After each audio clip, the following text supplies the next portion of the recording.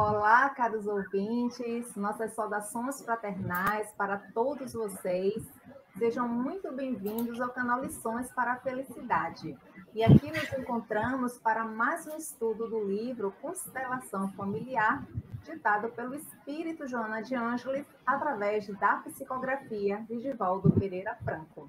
E hoje nós temos a grata satisfação de recebermos aqui conosco a nossa querida irmã Luzia Teles, que irá nos proporcionar com reflexões a respeito do capítulo 11, que tem como tema Educação Doméstica. E nesse capítulo, dentre tantas considerações, o Espírito Joana de Ângeles pontua que muitos espíritos que estão reencarnando nos dias de hoje têm compromissos, metas programadas e tarefas específicas em prol do amanhã, cabendo primeiramente aos pais, depois à escola, prepará-los para o desempenho das grandes responsabilidades firmadas além túmulo. Mas antes de passar a palavra para a nossa querida amiga, convido a todos vocês a nos unirmos num único pensamento através da oração. Vamos orar. Querido amigo Jesus, amigo e companheiro de todas as horas, aqui nos encontramos reunidos em teu nome, rogando pelas tuas bênçãos de paz para cada um de nós. Nos abençoa com as tuas vibrações de luz, nos envolve no teu abraço fraternal e te pedimos que inspire a nossa irmã, que fará uso da tua mensagem de luz e de amor em nossos corações. E em teu nome, Cristo amigo, em nome de Deus e da assistência fraterna dos Espíritos bons, é que damos por iniciado o nosso estudo da tarde de hoje, com votos de paz e de saúde para todos. Que assim seja. Luísa, seja muito bem-vinda, a palavra é sua. Obrigada, Nil. Obrigada também pela prece, né? Agradeço a você, primeiramente, antes de começar, né, o nosso trabalho de reflexão sobre o tema.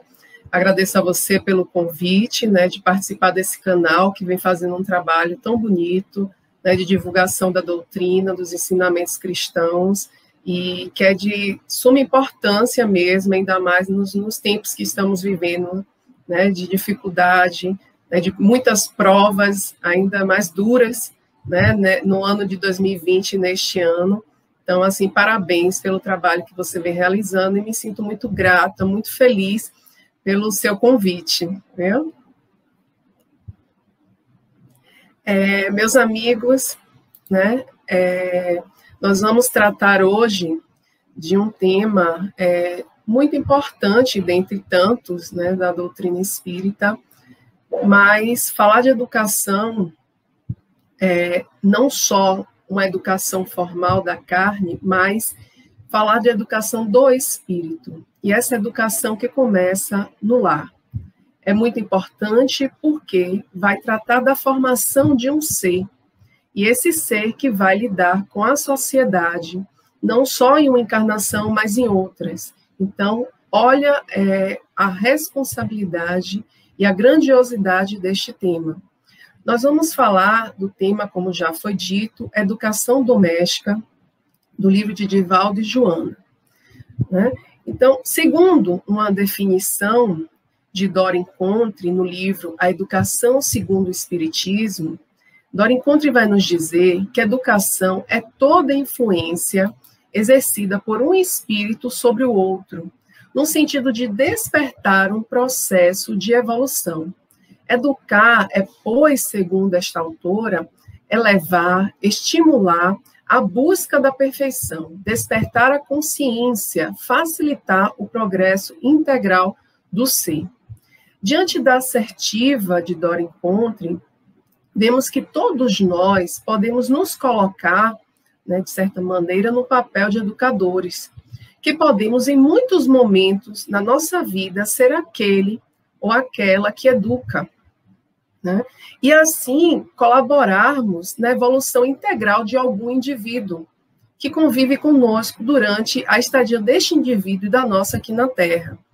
Mas se há aqueles, né, que se preparam para encarar esse papel de educador de maneira mais formal, né, são aqueles que se especializam na área da educação, a exemplo dos professores, há aqueles que se preparam para o papel de educadores muito antes de reencarnar, né, e podem bem cumprir ou não tal papel, a depender da maneira que utilizam o seu livre-arbítrio. E aí eu falo aqui, especificamente, desses educadores do lar, né, dos pais e mães comprometidos com a formação escolar acadêmica, né, quando tem um filho, eles se comprometem com essa formação escolar acadêmica daqueles que eles deram a vida, mas não só comprometidos com essa educação, mas essa educação intelectual, material, mas principalmente comprometidos com a formação moral desses seres, né, que estão sob suas responsabilidades. E também há outros tutores que podem assumir esse papel também. Tal é a responsabilidade daqueles que geraram o indivíduo, né, principalmente os pais, que Joana de Ângeles nos diz no livro SOS Família, antes do berço, tendo os espíritos dos pais condições de realizar esse planejamento reencarnatório, ele já assume, né, com aqueles que serão os seus futuros filhos. E tem esses compromissos e deveres que devem ser exercidos em relação àqueles que eles gerarem, né? E na medida que eles auxiliam, os genitores auxiliam os seus filhos na senda evolutiva, aqui no processo reencarnatório, no momento em que está aqui na Terra, se eles conseguem direcionar bem esses filhos, também vão conseguir a partir daí a redenção pessoal perante a sua consciência, a consciência individual e perante Deus. Então, vemos o quanto é importante o papel dos pais, né, e essa educação doméstica no desenvolvimento de espíritos que lhe foram confiados e a relevância de se ter um lar estruturado para uma boa educação moral, principalmente, de crianças e jovens que estão em formação. E no livro O Consolador, de Chico Emmanuel, especificamente na questão 110, temos a informação de que a melhor escola de preparação das almas reencarnadas na Terra é o lar, onde se deve receber, aí no lar, as bases do sentimento e do caráter. E aí, nós continuamos, né, refletindo um pouco sobre o lar e a família, ainda no livro SOS Família, que é dessa maneira que o Espiritismo apresenta a família como esse instituto abençoado, em que as criaturas humanas elas vão se reencontrar num programa de provas e expiações com vistas ao futuro, né, o planejamento que nós já falamos. Espíritos que vão se reencontrar para um reajuste, para um acerto de contas, ou para um amparo e assistência no sentido de ajudar na evolução, né? Família, então, vai ser esse laboratório vivo, né, de experiências de aprendizado, que é a verdadeira escola para a educação dos espíritos.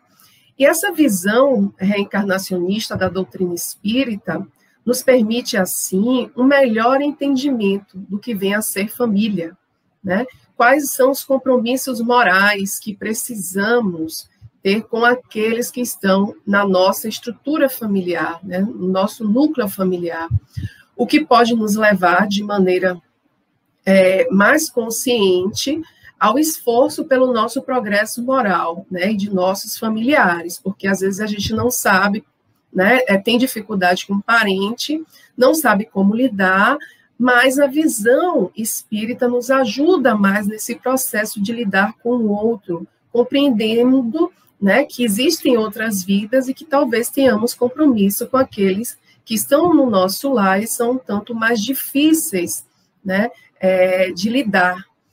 E assim, né, através, e é dessa maneira, desculpem, né, nesse esforço para o progresso moral, que a doutrina espírita nos mostra o caminho.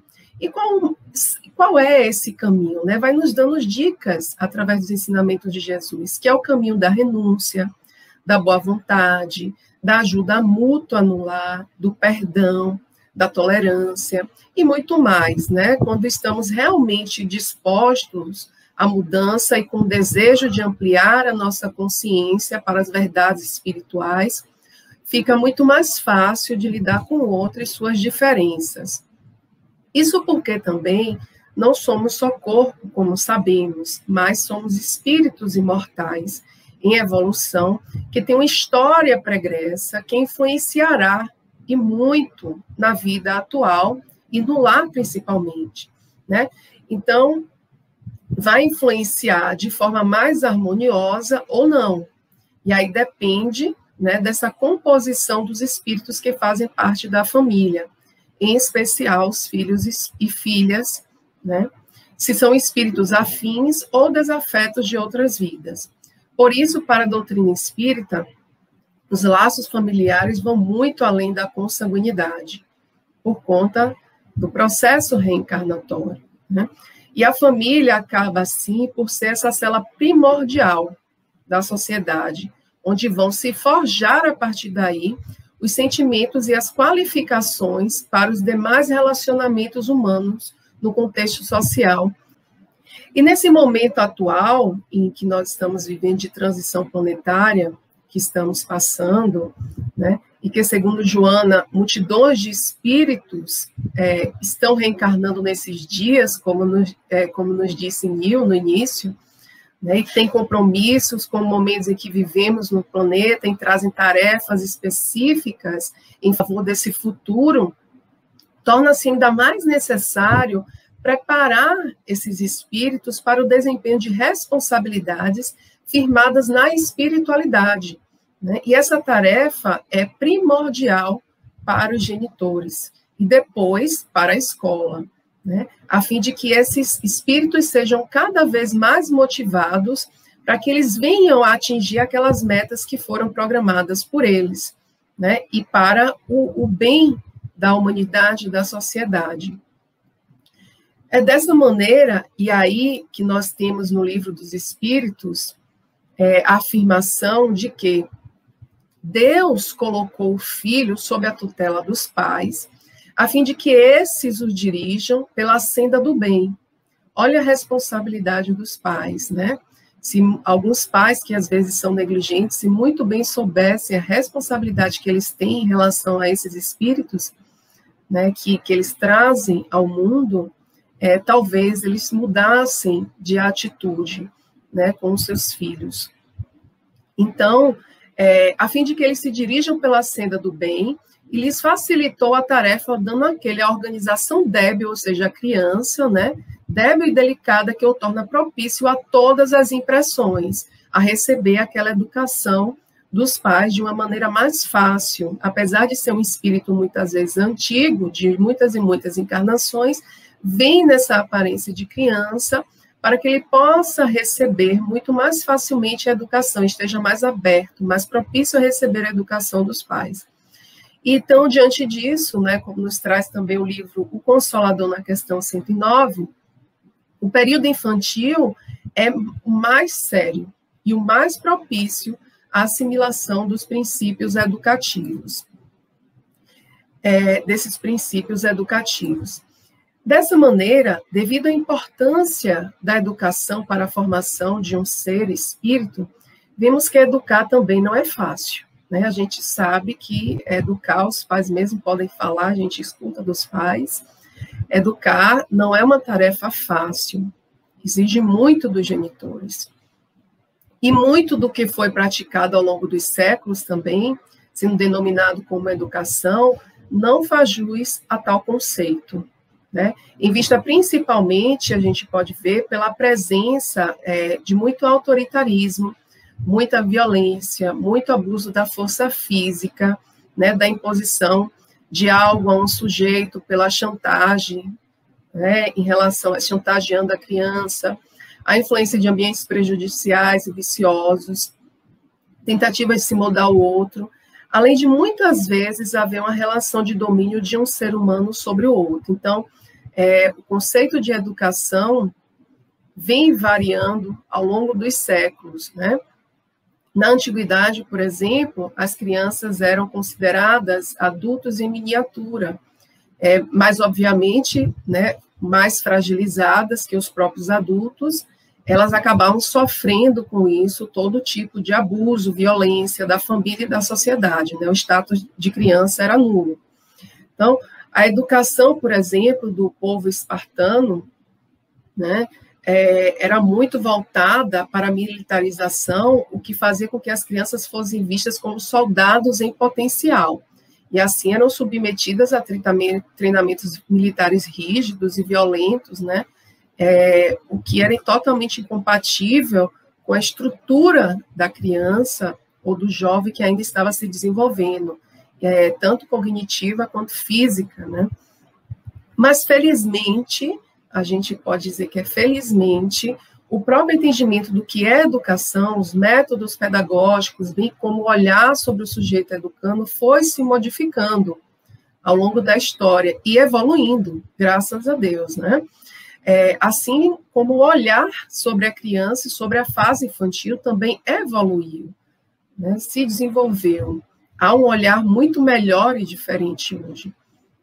E diversas foram as contribuições de vários educadores, teóricos, sobre as melhores técnicas de preparação das mentes infanto-juvenis, para a aquisição, né, do conhecimento, mas também para que pudesse as crianças terem um comportamento mais saudável, para que tivessem uma vida mais feliz, né? E a gente pode dar um exemplo que é muito conhecido no meio espírita, né, de um educador suíço, Johann Pestalozzi, muito conhecido entre nós, espíritas, que foi o educador do nosso querido Allan Kardec, na época Hippolyte Léon Denis Arrivaille, quando criança e jovem, e que tinha um método de ensino diferenciado de sua época, né?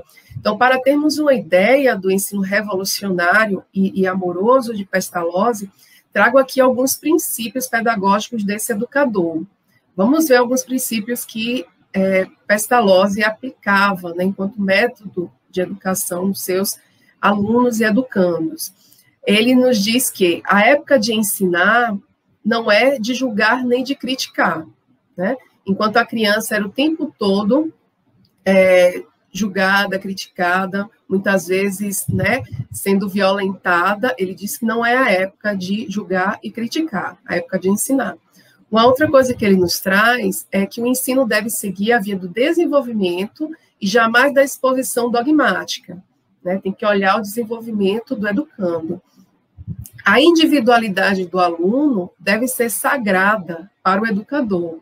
Olha como ele considera aquele sujeito ali que está sendo educado por ele, né? Preservando a individualidade daquele sujeito, olhando com um olhar diferente, mais próximo, mais amoroso. E uma outra questão também que traz as relações entre mestre e aluno, sobretudo no que concerne a disciplina, devem ser fundadas, olha aqui que coisa maravilhosa, no amor e por ele governadas. Coloca o amor como fundamental nessa relação entre mestre e aluno, ou seja, sai daquela relação vertical de cima para baixo e coloca uma relação mais horizontal, mais de igual para igual, no sentido do respeito ao educando, ao aluno, né? E Rivaio, depois, né, o nosso querido codificador Allan Kardec, seguirá os passos do mestre Pestalozzi no exercício de sua profissão como educador, né? Foi de suma importância essa educação de Kardec, né, até para a própria codificação. Então, utilizando, Kardec vai se utilizar muito do que aprendeu no sistema pestalozziano, né, da educação que tivera, e não só na educação formal de sua época, no exercício dele como educador, mas também para a própria codificação da doutrina espírita, pensando principalmente na formação do caráter dos indivíduos, né? E aí, e diante disso, a gente tem na questão 796, no Livro dos Espíritos, que só a educação poderá reformar os homens, que então não precisarão mais de leis tão rigorosas, né? A partir do momento em que o ser é educado moralmente, né, e que ele consegue colocar em prática os preceitos morais, os preceitos cristãos, ele não vai precisar de leis rigorosas para que ele possa agir da forma correta, da forma ética, da forma respeitosa, né? E assim, e uma vez que também, segundo Kardec, ele vai nos dizer que a educação, ela consiste na arte de formar esses caracteres, pois vai incutir hábitos, né, porquanto ela é o conjunto de hábitos adquiridos. Então, o sujeito, a partir do momento que é educado, ele vai adquirir novos hábitos, hábitos benéficos para si, mas também hábitos benéficos para o coletivo, não só para ele, né, sair também do egoísmo.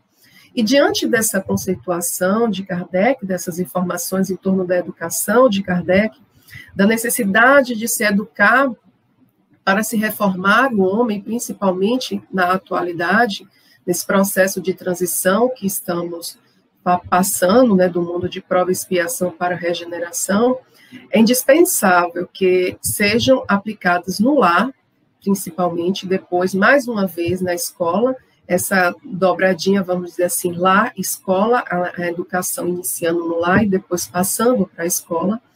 É necessário que a gente aplique os avançados recursos pedagógicos que levem o sujeito educando à aquisição dessa plenitude existencial. Daí, Joana sugere, e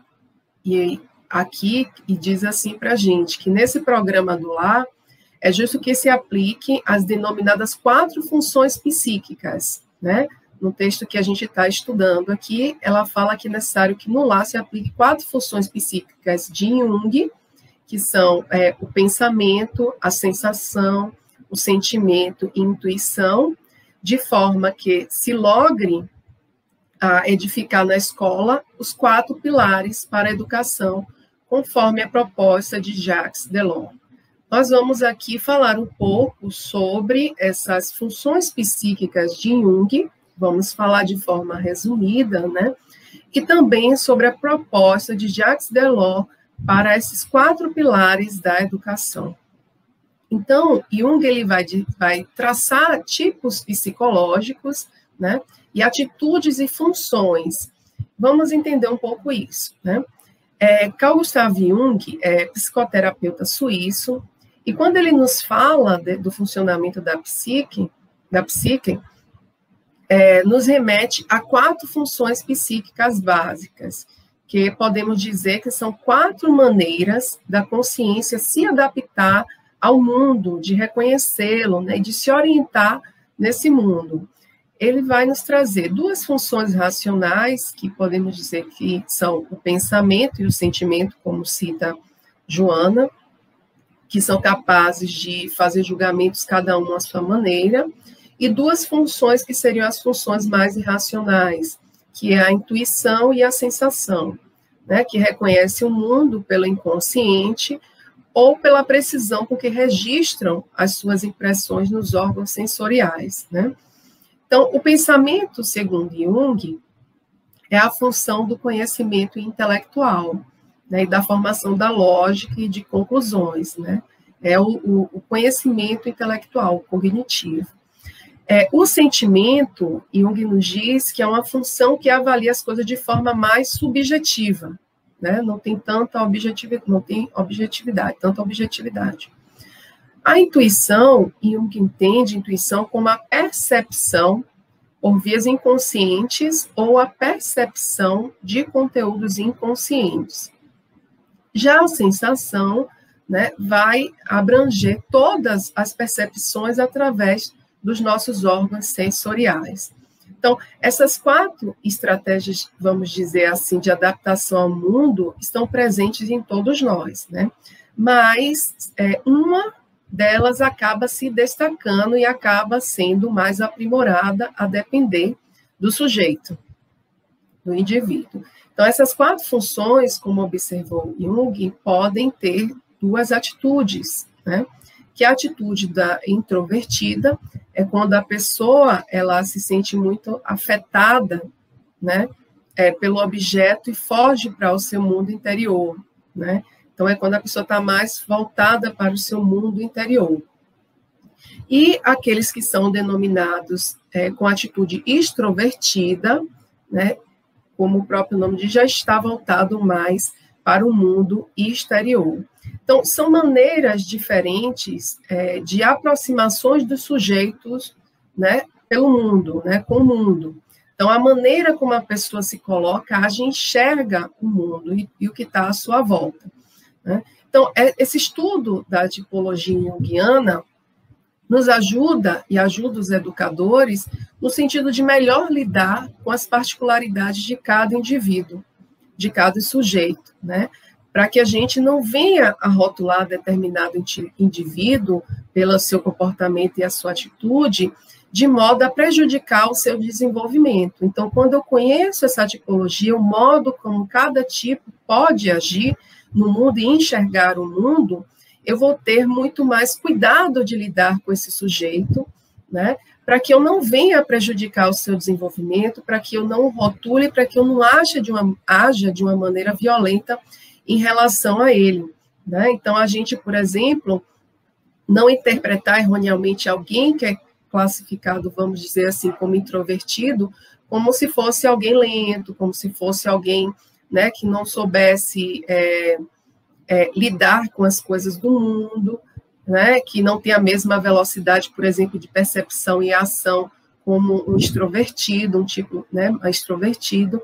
Então, é importante que a gente compreenda esses tipos psicológicos de Jung para poder melhor direcionar aqueles educandos no sentido de auxiliá-lo, né, no seu desenvolvimento cognitivo, para que ele aprenda a lidar melhor com o mundo. E aí, saindo desses tipos psicológicos de Jung, nós vamos falar um pouco sobre os 4 pilares da educação, segundo Jacques Delors, né? Então, os 4 pilares que ele coloca é o aprender a conhecer, né? O que seria esse aprender a conhecer?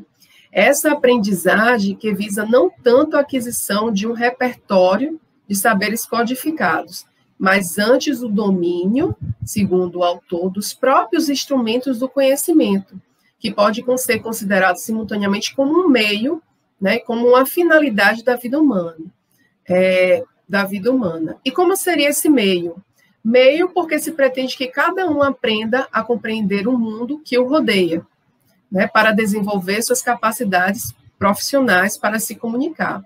E finalidade porque seu fundamento é o prazer de compreender, de conhecer, né, de descobrir o mundo, as coisas, né, conhecer. Então, o aumento dos saberes, nesse aprender a conhecer, permite ao sujeito, assim, ter uma visão de mundo mais ampla, né, que pode, de repente, despertar nele a curiosidade intelectual, desenvolver um olhar mais crítico, perspicaz do que lhe rodeia, e permite, assim, que ele compreenda melhor o real, né, o mundo em que ele vive, mediante, assim, também da aquisição de uma certa autonomia, para que ele tenha melhor capacidade de discernir, de escolher, de agir sobre as coisas do mundo, né? Então, para conhecer, segundo o autor nos diz, pressupõe, antes de tudo, aprender a aprender, exercitando-se a atenção, a memória e o pensamento, né? Principalmente nessa sociedade que estamos vivendo, né, em que tudo é o imediato, tudo é muito rápido, a internet, né? As crianças têm muitas vezes dificuldade de se concentrar, porque, na verdade, você aprender a aprender é também esse exercício de concentração, de mergulhar, também se aprofundar em determinadas questões, né?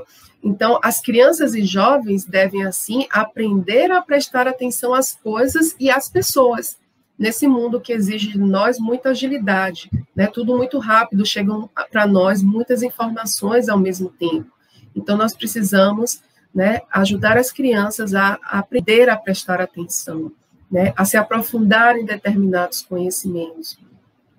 Assim, né, o aprender a conhecer, como nos traz o autor, sugere essa combinação da aquisição de uma cultura mais geral, mais vasta, mais ampla, que me permite ter uma visão melhor do mundo como um todo, e também com a possibilidade de o indivíduo se aprofundar. Então, é um conhecimento geral, mas, ao mesmo tempo, essa possibilidade de aprofundamento. Em um pequeno número, claro, porque ninguém consegue se aprofundar em tudo de matérias. O que também significa aprender a aprender para colher os frutos, né, os benefícios que a própria educação vai propiciar àquele sujeito ao longo de toda a sua vida. Um outro pilar que Jacques Delors nos traz é o aprender a fazer, né? Apesar dessa segunda aprendizagem estar mais estreitamente ligada à formação profissional, aprender a fazer vai além, né, de se ter uma determinada profissão. O que se propõe é que o sujeito adquira competências que o torne apto a enfrentar as numerosas situações que podem surgir na sua vida, algumas das quais ele não pode prever, né? Não tem como prever tudo, muitas vezes. Olha a pandemia foi um bom exemplo disso para a gente, né? Todo mundo com sua vida planejada, seguindo sua vida, de repente vem uma pandemia que faz com que a gente mude todos os nossos planos, mude tudo o que estávamos fazendo e começássemos a repensar as nossas atitudes e os nossos planejamentos, né? A forma como estávamos vivendo. Então, é um acontecimento imprevisto. E também ajudar esse sujeito a trabalhar em equipe. E o que é que Delors nos fala? Ele vai dizer que aprender a fazer é combinar essa qualificação em sentido estrito, adquirida pela formação técnica e profissional, ao comportamento social, que é a aptidão, né, para o trabalho em equipe e a capacidade de iniciativa. E ainda aprender a fazer também no âmbito das diversas experiências sociais e de trabalho que vão oferecer ao educando, né, de forma espontânea, fruto do contexto local nacional que estão inseridos, ou de maneira formal, né, graças ao desenvolvimento, né, alternado com o trabalho, né. O outro pilar é o pilar do aprender a viver junto, a conviver, né. Então, ele vai dizer o quê? Delors considera essa aprendizagem como um dos maiores desafios da educação. E nós sabemos que aprender a viver junto, a conviver, não é fácil mesmo, não, né? Por isso, o maior desafio ele coloca. Então, aprender a conviver com o outro, que é diferente e, ao mesmo tempo, igual, diferente por conta das características físicas, biológicas, psicológicas diferentes, mas igual enquanto ser humano, né, enquanto espécie humana, de forma pacífica, né? Lidar com o diferente, que ao mesmo tempo é igual, de forma pacífica. Então, o autor vai dizer que é levar as pessoas a tomar consciência das semelhanças e da interdependência que existe entre todos os seres humanos do planeta. E aí, Delors nos traz que, uma vez que a descoberta do outro passa pela descoberta de nós mesmos e pelo fato de que se deve dar ao educando uma visão mais ajustada do mundo, a educação, seja ela pela família, comunidade ou escola, deve, antes de qualquer coisa, ajudar crianças e adolescentes a descobrirem-se a si mesmos. Então, antes, elas devem olhar para si, para, a partir daí, passar a compreender o outro, né? Só assim, esses sujeitos irão se colocar no lugar do outro e compreender suas reações, seus comportamentos, né? Evitar o julgamento, o preconceito, a discriminação. É a necessidade de educar, assim, buscando desenvolver o sujeito para que ele tenha uma atitude de mais empatia no mundo, né? Então, aprender a viver junto é desenvolver a compreensão do outro e a percepção das interdependências, né?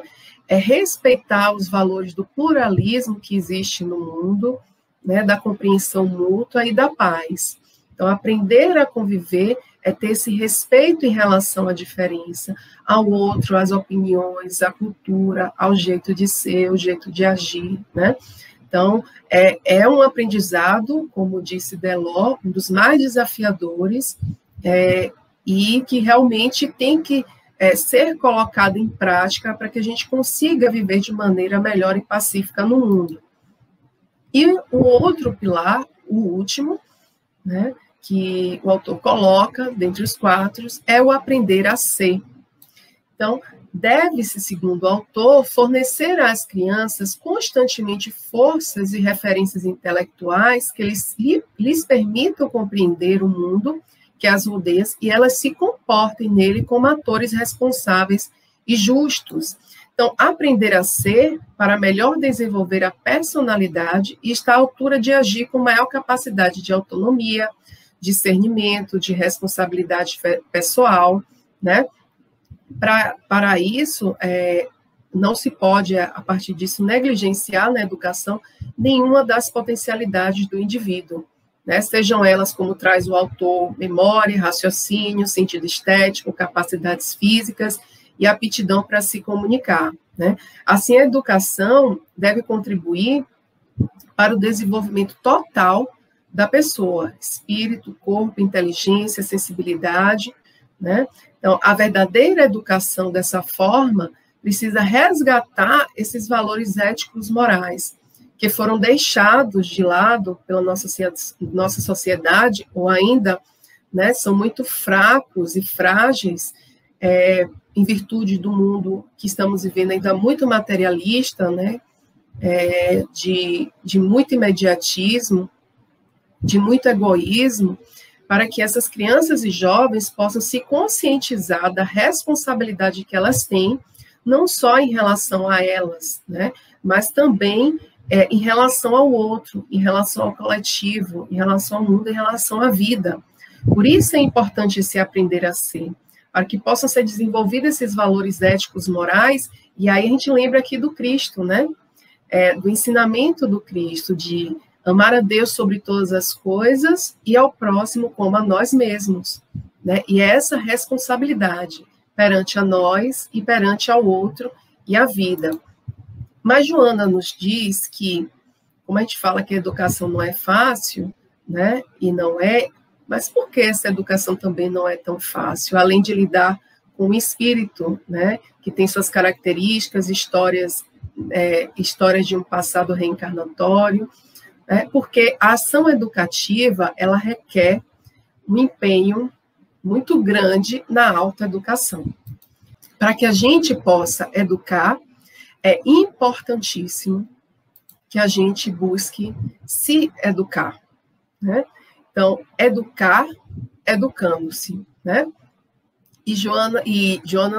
Dora Encontre, no livro A Educação Segundo o Espiritismo, vai dizer que ninguém se iluda para cumprir uma tarefa específica na educação, seja como pai, mãe ou professor, ou qualquer relação humana, é preciso buscar a própria melhoria, cultivar a paciência, a renúncia, a doação irrestrita de si.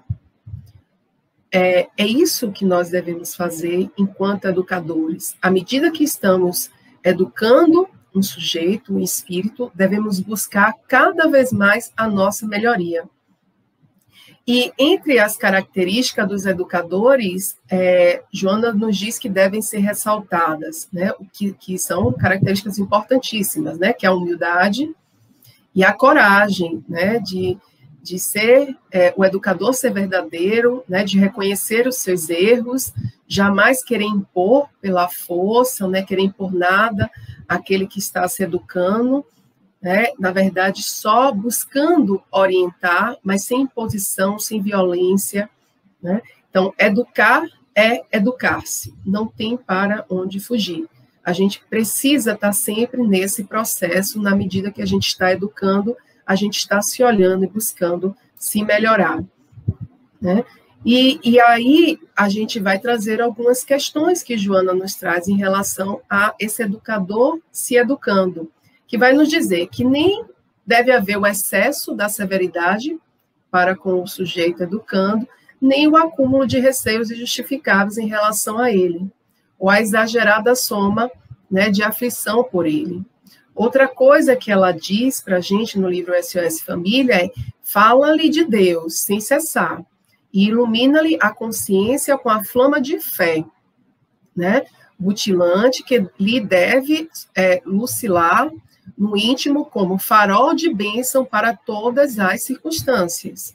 Então, o educador deve buscar, né, fazer isso com o educando. Então, a educação tem, portanto, um compromisso, segundo Joana de Ângeles, com a espiritualização do educando. E nós sabemos disso enquanto espíritas, né? O quanto é importante, né, educar olhando para esse lado espiritual, essa espiritualização. Orientando, assim, o educando em torno da realidade de Deus, da criação e da finalidade espiritual da existência humana. Outra coisa que nos traz Joana em SOS Família é ensinar-lhe a humildade ante a grandeza da vida e o respeito a todos, com valorização preciosa das concessões divinas. Na verdade, o que Joana nos traz são muito dos ensinamentos do Cristo. Quando a gente, de toda a teoria que a gente trouxe aqui, de tudo que a gente falou aqui, no lar, principalmente, a gente deve buscar colocar, primeiramente, Jesus, como esse grande pedagogo, né? O maior pedagogo da humanidade, né? As lições que Jesus nos traz de amor, de perdão, de benevolência, de justiça, de caridade, são imprescindíveis nessa educação no lar, né? Essa educação doméstica. Então, a gente tem que buscar, os pais, principalmente, aqueles que são genitores, né, devem buscar, principalmente, trazer Jesus, apresentar Jesus aos seus filhos, né, aos educandos, como mestre e modelo, né, como guia que vai nos direcionar para uma vida melhor, uma vida em abundância, né? E o próprio mestre nos disse ser o caminho, a verdade e a vida. E por isso é importante que Jesus seja, né, seja colocado no lar, né, como principal modelo a ser seguido. Então, Jesus é esse maior pedagogo que nós devemos seguir. E Joana vai dizer, né, mediante um olhar poético em referência à grandeza da vida, sim, da vida, encontra-se em Jesus toda a fonte de sabedoria. Quando ele se declarou o caminho, né, da verdade e da vida, oferecendo vida, porém, vida em abundância e incessante. E Jesus, sendo amor, a base da educação doméstica tem que ser o amor, né? Tem que ser esse amor. Senão, não funciona. E esse amor, por quê? Porque o amor, quanto mais a gente divide, mais a gente distribui, mais a gente dá, ele se multiplica, desenvolve, né? Torna-se imbatível, como nos diz Joana. Então, na constelação familiar, o amor, ele deve ser nobre sem pieguismo. E assim, ele vai ser indispensável. Vai se tornar indispensável ao êxito dessa proposta educativa, né, que ela nos apresenta. Então, é preciso que haja amor nessa educação doméstica, né? O amor como a base de todo esse processo de educação. E, para finalizarmos, né, eu finalizo aqui com mais uma citação de Joana, do próprio livro Constelação Familiar, em que ela vai nos dizer: na constelação familiar, portanto, devem-se aplicar os recursos preciosos de uma educação integral, né, tendo-se em vista a sociedade do futuro, sem traumas nem heranças perniciosas dos conflitos existenciais destes atormentados dias terrestres. Então, nós trouxemos aqui algumas ferramentas, algumas orientações para que nós pudéssemos, né, nos colocar no mundo, principalmente aqueles que são educadores, né, que estão no lar educando seus filhos, né, principalmente, que eles têm algumas ferramentas para melhor lidar com aquele espírito que chega até ele, né, e que ele tem como missão, o genitor tem como missão educar, porque ele não vai educar somente para esta encarnação, ele vai educar para encarnações futuras, né, vai educar para um novo mundo, um mundo de regeneração, um mundo melhor. Então, meus amigos, essa era a contribuição que eu tinha, né, para dar a vocês, né, que possamos, assim como eu falei, principalmente colocar Jesus e o amor nesse processo, né, de educação doméstica. Muito obrigada.